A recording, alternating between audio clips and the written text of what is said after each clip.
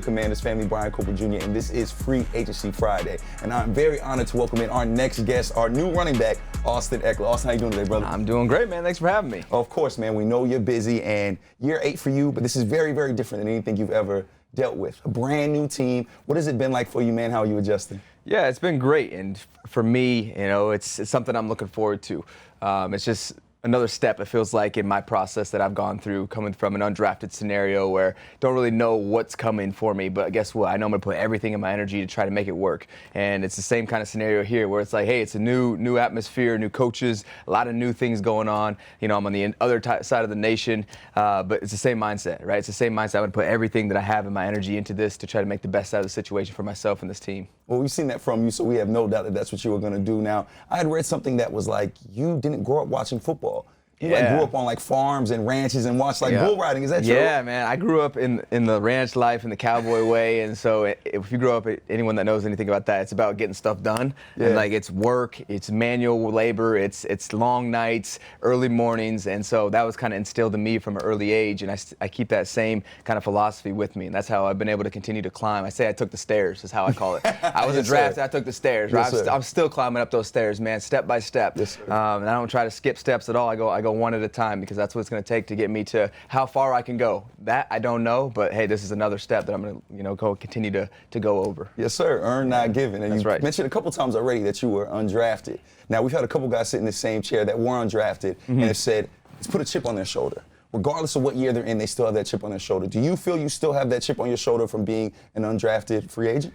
For me, I feel like it goes deeper than that, because it's more so it just as I look at life, like how far can I push myself? How much of an impact can I make in my entirety of my entire life and my energy that I have on this earth?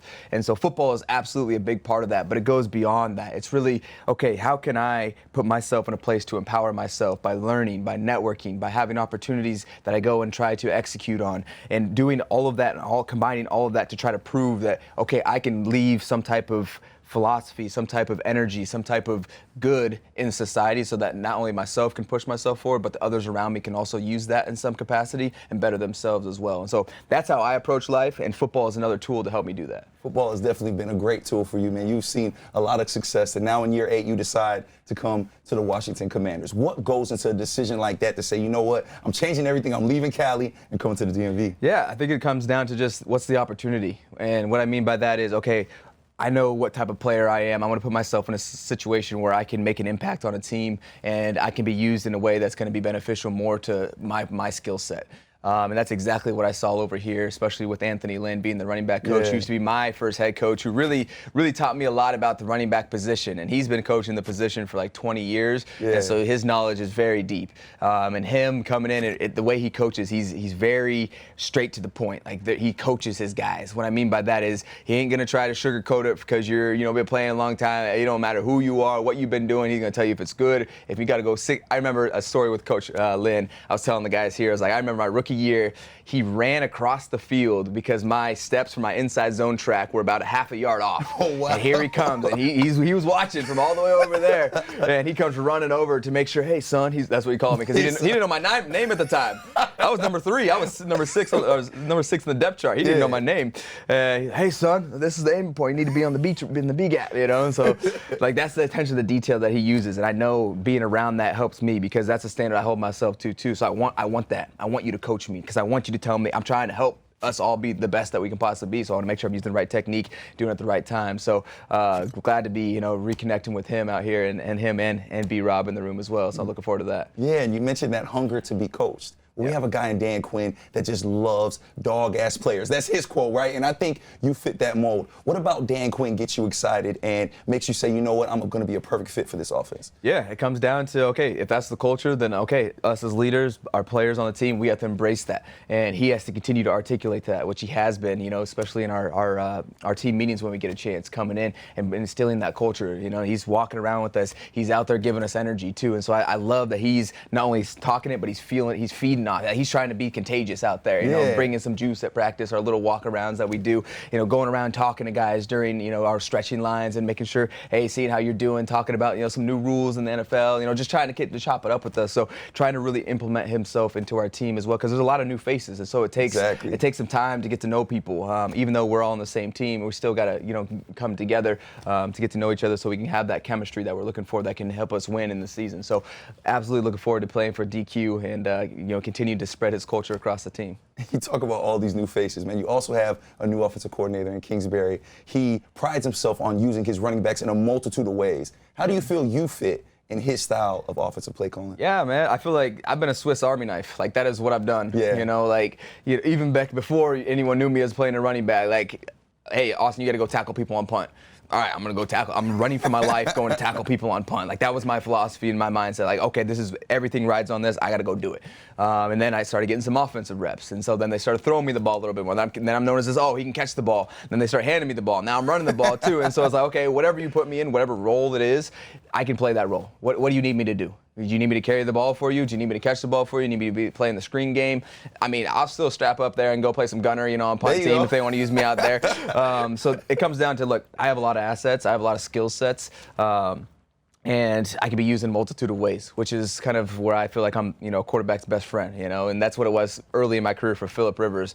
One of the greats is, hey, it was like, hey, if no one's open, I can find Austin. I know he's going to do something with the ball. So as long as you can get me the ball in some type of way, some good things are going to happen. And, hey, it's probably going to be exciting to watch, too. So I have no doubt you're going to be exciting. And you said quarterback's best friend.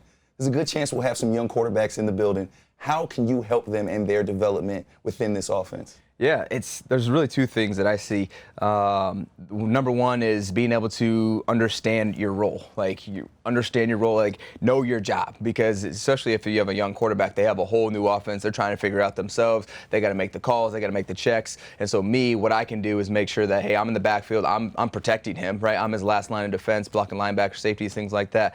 And if he doesn't have to worry about me and he can trust, okay, Austin knows what he's doing, boom. That's one thing off his plate. Because, you know, I know even our younger backs coming in, like, especially for me, when I came in, like, oh, hey, what do I got to go? Like, what do I got to do? You know, and it's a little different when you have a younger back, because they might not necessarily, or not younger quarterback, they might not necessarily know. So that's number one. And number two is just bring this person with us as far as getting the culture, you know, kind of instilled within them as far as the expectation, and hoping they're a good teammate that wants to come and learn and be about that, because I'm going to be pushing them just like I'm going to be pushing everyone, including myself. So those two things. Austin, we can't wait to see what you do with this offense and the way you push these players. And before we let you go, you've mentioned Brian Robson Jr. And how excited you are to play with him and how you feel like you're the perfect fit for B-Rob. Why is that? Expound on that a little bit and just talk about how excited you are to play with a guy like B-Rob. Yeah, you know, as I look across the league, you know, there's a couple, you know, running back tandems out there that have really been lighting it up. You know, I think the most clear one was Jahmyr Gibbs and David Montgomery last year for the Lions. And you see that. You've seen it, too, with me and Melvin Gordon back in the day. You've seen it with Kamara and Ingram, yep. And so you've seen these tandems go off, and I think we're kind of the same type of backfield when it comes to those tandems, where it's like, okay, you got two guys that have proven they can play, but they're two different styles, right? B-Rob, he's a big dude, you know, he's like 6'2", 6'1", you know, 230. You know, you see me, I'm 5'8", you know, but I'm 200 pounds, right? I'm a little scat, I'm jittery, I'm hard to tackle, I got a low center of gravity. So we're two different types of backs, and so when you have that combination that mixes it up, we stay fresh, but then we also could play at our fullest, and it's a difference. So they're getting used to him. We go throw me in. Now I'm running routes out the backfield. I'm running the wide zone. I'm running these different types of run plays that I'm best at. And now it's giving different looks. So it just adds another dynamic to our offense that I'm looking to have. And like I said, after the games, I stay fresh. Like, I feel good. Like, I remember playing when it was me and Melvin. Like, after the games, I felt good. Like, my body felt amazing. I'm like, dang, like, if I can hold on to this feeling, because the season's long. You know, by the end of the season, your legs, regardless of what position you play, are going to be heavy. I don't care if you're on practice squad. Like, you're still putting in the work. Everyone's putting in the work. And so to have that little back and forth, I know is going to help us, you know, be a better offense. Oh, man, we are so excited, man. I got, like, goosebumps here. You talk about all the different combos. I can see you and B-Rob being that. Now, before we let you go, our fans are very excited to have you here. So they send us questions. They want to know things, and they ask us the tough questions here. So if you don't mind, I'd love to hit you with a fan question. All right. What is the most you have ever bench pressed? Wow. That's what y'all want to know? Well, actually, okay, so the most I've ever bench pressed is 385, which, I mean, that's not That's all right. I think the most impressive thing that I've probably ever done that like is in the weight room, because I'm a big weight room guy. Like I love being in there. Is there's a rep of me. I did like 4 one-handed pull-ups. So if you want to try a challenge to push yourself, try to do even just one, one-handed pull-up. But yeah, so I love being in the weight room. I love doing the film and stuff like that, and just trying to push myself and capture that moment. I have this little challenge for myself right now. It's only back in Vegas at this gym called the Dragon's Lair. They have a 200-pound dumbbell. And I've been trying to do just one pull-up with a 200-pound dumbbell. So still things like that I like to do, just in my off time. Because like I said, I love being in the weight room. So, it's like kind of my happy place where I get to go, kind of mess around and have a good time, but also build up the body. Yeah, we love that, man. As soon as we're done with this, I'm going to go try to do myself a one-arm pull-up and get right. Be careful. Yeah. Hey, I'm not, telling you to do this, Make sure you take all the precautionary, things you need to do. Stretch. Yeah. Well, Austin, man, thank you so much, man. We can tell how excited you are, man. It's been great catching up with you. We know you got to get going. We know you're busy, and we can't wait to see you do some more guitar celebrations with that W on your chest. See it, there it is. Yes, Bang, sir, man. We love it. Commanders family, this is Free Agency Fridays. Remember to leave your comments with questions for these amazing free agents that we have. And until next time, Brian Cole Jr. here with Austin Ekeler, Commanders family. See you next Friday.